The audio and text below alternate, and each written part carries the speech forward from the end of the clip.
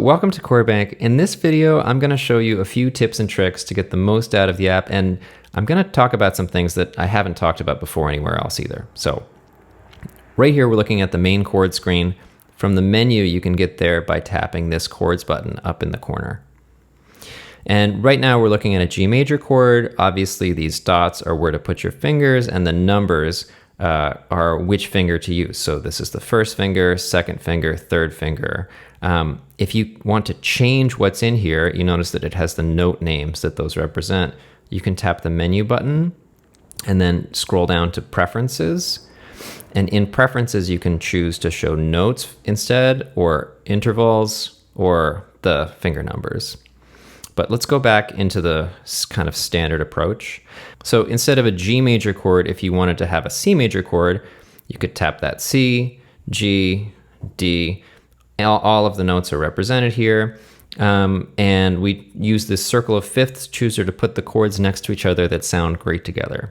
If you want to change what type of chord you're looking at, just tap the button in the middle, and you'll get this nice chooser. The ribbon at the top keeps all your recent chords easy to switch between. You have your common major and minor chords here, and you can change the type of chords. We have tons and tons and tons of different types of chords. If you know exactly which chord you're looking for, you can tap the search box. Let's say we wanted to do B flat minor 7, and just choose it from the list that pops up there. This is only one way to play a B flat minor 7 chord. If you tap this little 1 of 28 button here, it'll show you all these other hand-picked ways to play. We spent a lot of time on our chord library.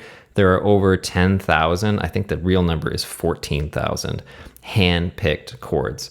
So each of these has been professionally vetted. We've looked at them, we've played them. We worked with a wonderful guitarist from Berklee College of Music to put together this library, and we're really proud of it. You can see some even more ways to play that are kind of maybe a little trickier, but we want to give you as many options as possible. You can choose any of these, and it will change the chord in the main area. And you can either swipe this away, or you could tap on the fretboard again to see it. You can save chords. So if you tap this save button down at the bottom, you can add these to different custom collections. You can make your own collections. And you can use this little stepper to go up and down the fretboard between our recommended versions. If you tap this Genius button right here, you'll get a little bit of information about the type of chord itself. Here's a link to use our lyric engine to make an AI song using that chord if you want to.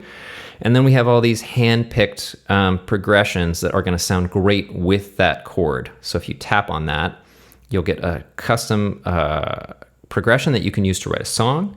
And you can even customize that further if you tap this Customize button. It'll give you ways to change the voicings of each of those chords. And you can even switch between some equivalent chord substitutions. So you can really make your own version of that progression on the fly, which is really cool. And these save buttons let you save any of those chords to those collections. The practice menu, and let me switch back to a G major chord. The practice menu lets you practice these different chords with some of our lessons. So if you tap this button, it's going to have you work with one of our teachers that we've hired to make these wonderful lessons. And you'll be able to practice these chords with multi-angle cameras, drills, really to help you get these notes under your fingers. And we have these drills that actually use the microphone to listen as you play and give you real-time feedback. So if you're just getting started, these practice lessons are a really good way to start. And we also have these flashcards that you can use, and these actually use the microphone to listen as you play, so they'll recognize when you're playing these different chords. And we have different decks to help you practice different stuff.